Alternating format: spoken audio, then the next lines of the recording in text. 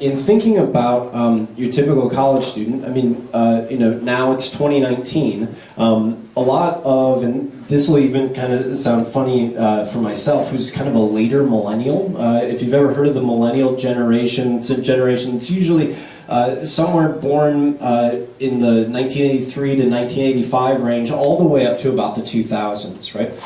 And so our current college students, your current, kind of incoming freshmen, is actually part of the next generation, which is typically referred to as Generation Z, is the name of it, right?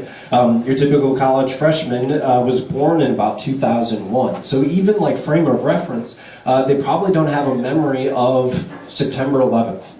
Right? But just something so simple as that. They might think that Star Wars is actually like 9 movies and not just the original 3, That's just like part of what they've experienced, how they've grown up. And I think one particular piece that's very, very interesting for most students that are coming onto a college campus is that there is just a consistent experience of the internet that's very unique compared to older generations, even myself, right? And so I know that I look young. I was born in 1985, the last time the Bears won the Super Bowl.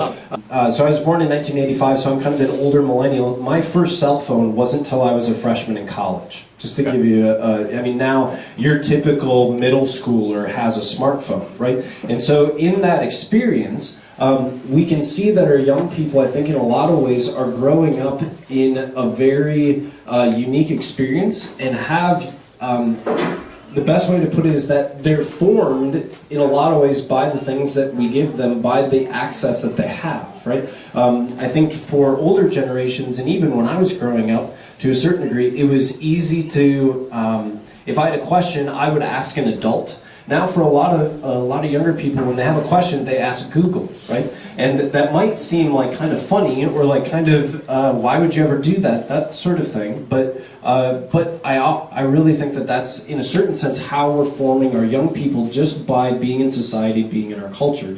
It's hilarious, this little device is a gateway to so many different things, right? Just young people growing up always in front of a screen, that means something, right? And that affects how we're actually formed. So for your typical high school, or excuse me, typical freshman in college, kind of coming into this experience, where the internet is very prevalent. You go on a college campus, especially a lot of our secular universities, the faith is not something that is cheered upon, right?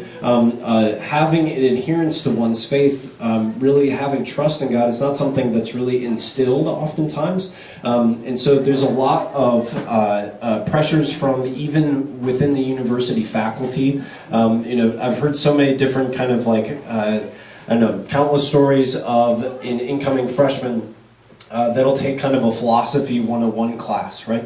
And this class kind of, a professor might be an atheist or an agnostic, somebody that's opposed to the faith in sometimes a very hostile way. And so it's like, okay, what do I do with that, right? Especially as an incoming freshman. In addition to that, we obviously know of a variety of different social pressures that kind of come in, right?